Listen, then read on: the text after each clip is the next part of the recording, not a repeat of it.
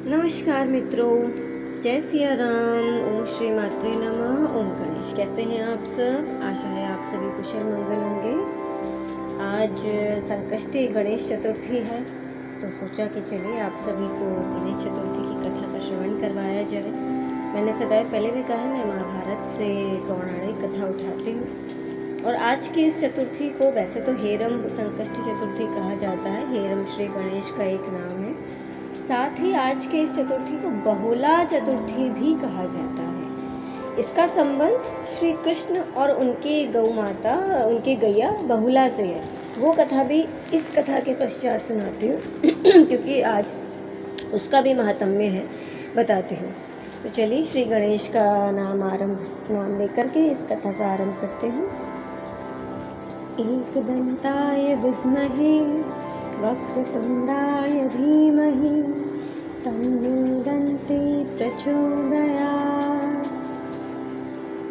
ओम गणेशाय। कथा का आरंभ हमेशा की तरह श्री गणेश से माता पार्वती पूछती है कि हे गजानन, हे गणाधिपति, मुझे अब आप कृपया करके भाद्रपद मास से कृष्ण पक्ष की चतुर्थी की घटना बताइए, इसका महात्म्य बताइए।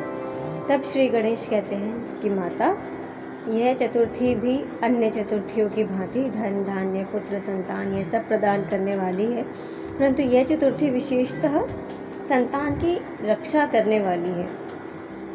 संतान की रक्षा और साथ ही साथ आपको पूर्ण सौभाग्य, आपका राज्य, धन इत्यादि समस्त प्रदान करने वाली है। यही घटना फिर श्री कृष्ण युधिष्ठिर को बता रहे होते हैं।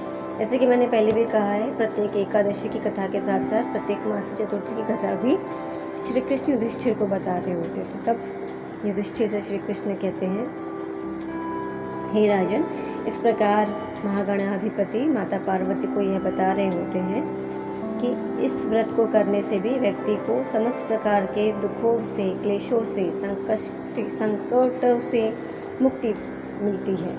इस कथा का आरंभ होता है जब एक समय पे सूर्यवंशी राजा नल और उनकी पत्नी दमयंती, इन दोनों का अत्यधिक प्रेम और स्नेह के साथ विवाह होता है। विवाह के कुछ समय के पश्चात यह दोनों अत्यंत सुखपूर्वक व्यतीत कर रहे थे जीवन, किंतु किसी कारणवश, अब यह पूरी घटना नहीं बताई जाती है, यह वह घटना मैं कभी आपको नल दमयंती के ऊपर बहुत बड़ा चैप्टर है वो कभी और बताऊंगी।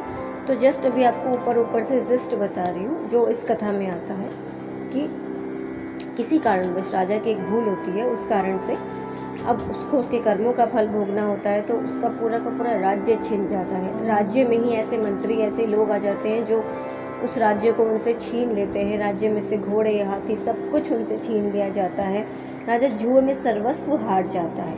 यहाँ भी जुए की बात आती है, इसलिए जुए को हमारे सनातन संस्कृति में इतना बुरा कहा गया है। आजकल तो गैम्बलिंग, ट्रेडिंग ये सब भले ही वो कर दिया हो, कॉमन कर दिया हो, बट ये भी जुआ है। सट्टा ये सब जुआ है, तो मत कीजिए, इससे आपका शनि खराब होता है। यहाँ ज्योतिष के अनुसार बता रही हूँ। तो जुए में सर्वस्व हार जाता है। इसके पश्चात दोनों के दोनों वन गमन करते हैं। वन में भी कुछ ऐसी घटना होती है, वो सब कभी आपको डिटेल में बताऊंगी पूरा नल दमयंती की कथा के ऊपर। वन में भी कुछ ऐसी घटना होती है कि दोनों अलग हो जाते हैं। राजा एक तरफ पहुंच जाता है और रानी एक तरफ पहुंच जाती है। दोनों अलग अलग नगर में नौकरों का रूप धारण करके उस प्रकार से जीवन व्यतीत करते हैं।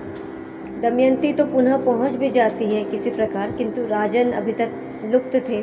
राजन अपने राज्य में नहीं पहुंच पाते। तब कई मास बीतने के पश्चात एक बार दमयंती वन में महर्षि शरभंग को देखती है, उनके दर्शन करती है और महर्षि शरभंग से कहती है कि आप बहुत महान मुनि हैं, कृपया करके मुझे कोई उपाय बताइए जिससे कि मुझे पुनः अपने पति का सौभाग्य प्राप्त हो। मेरा जो पूरा का पूरा राज्य छिन गया है, तो दमयंती अभी अपने पिता के पास पहुंच चुकी होती है। मेरा जो पूरा का पूरा राज्य, वैभव, ऐश्वर्य, हाथी, घोड़े इत्यादि सब छिन गया है, वह सब का सब हमें पुनः प्राप्त हो जाए।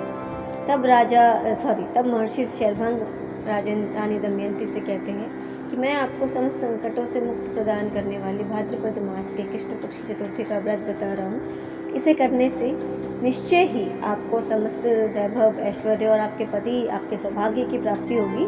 7 माह के भीतर यह मैं आपसे निश्चय ही कहता हूँ। अब यहाँ पे मैं एक बात कहना चाहूँगी, मात्र भाद्रपद मास के कृष्ण पक्ष नहीं, इसके पश्चात दमयंती प्रत्येक मास के कृष्ण पक्ष चतुर्थी का व्रत करती है। सेम चीज राजा युधिष्ठिर के साथ भी होता है। राजा युधिष्ठिर भी इसके पश्चात जब कृष्ण घटना बता रहे होते हैं, हर एक मास के कृष्ण पक्ष चतुर्थी का व्रत करते हैं, तब जाकर उन्हें अपने राज्य और इन सब की प्राप्ति होती है।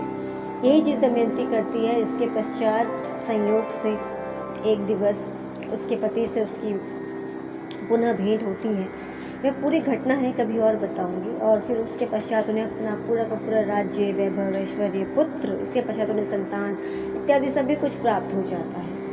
तो ये इस महात्म्य है इस चतुर्थी का। यह माता पार्वती को गणेश जी बता रहे हैं। सेम चीज़ युधिष्ठिर को श्री कृष्ण बता रहे हैं। और फिर युधिष्ठिर से कहते हैं यदि आप ऐसा प्रत्येक माह करते हैं तो आपको आपका खोया हुआ राज्य सब भी कुछ पुनः प्राप्त हो जाएगा, आपके शत्रुओं का नाश होगा। ये हुई संकष्टी चतुर्थी की व्रत कथा। अब यहाँ क्योंकि आज बहुला चतुर्थी भी है तो ये घटना भी आरंभ करती हूँ। यह द्वापर युग से जुड़ी है। श्री कृष्ण जब छोटे थे तो वो तो कई लीलाएं करते थे। अब एक बार उनकी लीला का आनंद लेने के लिए माता कामधेनु एक गैया का रूप धारण करके उनकी गौशाला में आ जाती है। उनके पास तो लाखों गैया थी। वर्णन आता है नंद जी के पास 9 लाख गैया थी। तो उनकी गैया में उनकी गौशाला में प्रवेश कर जाती है और वो अपना नाम बहुला, मतलब नाम तो श्री कृष्ण रखते हैं। अब जब वो प्रवेश करती हैं तो श्री कृष्ण अनायास ही उनसे आकृष्ट हो जाते हैं। वैसे तो उन्हें सब कुछ ज्ञात था पर वो लीला करनी थी, तब वो अनायास ही उस गैया का नाम बहुला रखते हैं और उनसे अत्यधिक प्रेम स्नेह करने लगते हैं और सर्वाधिक समय उस गैया के साथ व्यतीत करने लगते हैं। अब उनको बड़ा आनंद आ रहा होता है। माता कामधेनु इस स्वरूप में होती है। फिर वो कुछ समय पश्चात एक बछड़े को जन्म देती है। बछड़ा भी बड़ा ही प्यारा सुंदर होता है। उनके साथ समय व्यतीत करने लगते हैं। अब श्री कृष्ण सोचते हैं कि अब इनकी परीक्षा लेनी चाहिए। तो एक दिन क्या होता है, वह वन में विचरण कर मतलब घास चराने के लिए तो वो लेके ही जाते थे। वो लेके जाते हैं तो श्री कृष्ण स्वयं एक सिंह का रूप धारण करके उनके समक्ष उपस्थित हो जाते हैं। अब बहुला गैया डर जाती है तो वो कहती हैं कि मुझे मेरे बछड़े को दूध पिलाकर आने दो, उसके पश्चात तुम मेरा भक्षण कर लेना। तो सिंह कह देता है कि नहीं, मुझे तुम पर विश्वास नहीं है, मुझे तुम पर विश्वास नहीं है, तुम वापस नहीं आओगी। तो तब बहुला गैया कहती है मैं आपको वचन देती हूँ, मैं अपने बछड़े को अपना दुग्धपान करवा के मैं आपके पास पुनः वापस आ जाऊँगी। अब इसके पश्चात थोड़े समय के पश्चात वो सिंह के पास वापस आ जाती हैं। तो तब सिंह रूपधारी श्री कृष्ण अपने वास्तविक स्वरूप में आते हैं और कहते हैं कि मैं आपकी वचनबद्धता से अत्यंत प्रसन्न हूँ। आज मैं आपको एक वरदान देता हूँ कि आज के दिवस जो भी बहुला चतुर्थी का व्रत करेगा और साथ में गैया और बछड़े की पूजा भी करेगा, उसे एक तो धन धान्य इत्यादि की प्राप्ति होगी, साथ ही साथ उसके संतान की रक्षा सदैव होगी। उसके संतान की रक्षा मैं स्वयं करूँगा और उसे आप सभी की कृपा प्राप्त होगी। तो इसीलिए आज के दिवस यह भी कहा जाता है कि गऊ के दूध से बनी चीज़ों का भी त्याग करते हैं उनके सम्मान हेतु। संभव है तो वो करते हैं। और आज के दिन उसके पश्चात गौ माता उनके बछड़े का पूजन किया जाता है। कई शहरों में यदि ये संभव नहीं है तो हम उनका स्वरूप, उनका चित्रण, उससे भी हम ये कर सकते हैं। बाकी संभव हो तो गौ माता को एक रोटी अवश्य खिलाइए, अच्छा ही होगा, उनकी भी शुद्धा पूर्ति में थोड़ा सा लाभ होगा। तो ये थी आज की दोनों घटनाएं। आशा है आप सभी को ये दोनों घटनाएं अच्छी लगी होंगी। यदि आप व्रत नहीं भी करते हैं तो कम से कम जीवों का उनको भोजन कराइए, प्रभु का स्मरण कीजिए, कोई भी मंत्र जाप कर लीजिए, नहीं कर सकते नाम स्मरण कर लीजिए और जीवों का भरण पोषण कर सकते हैं तो उसमें थोड़ा सहयोग कीजिए। ये एक अच्छी घटना हुई। चलिए अब मैं वाणी को देती हूँ विराम। अगले आख्यान के लिए जय सिया राम। और यदि अब तक इस चैनल को लाइक शेयर सब्सक्राइब नहीं किया तो कर लीजिए। आपको ऐसी ही सुंदर सुंदर घटनाएं जानकारियाँ प्राप्त होती रहेंगी। अभी कुछ दिवसों से मैं इसमें ज्योतिषीय सूत्र भी डाल रही हूँ।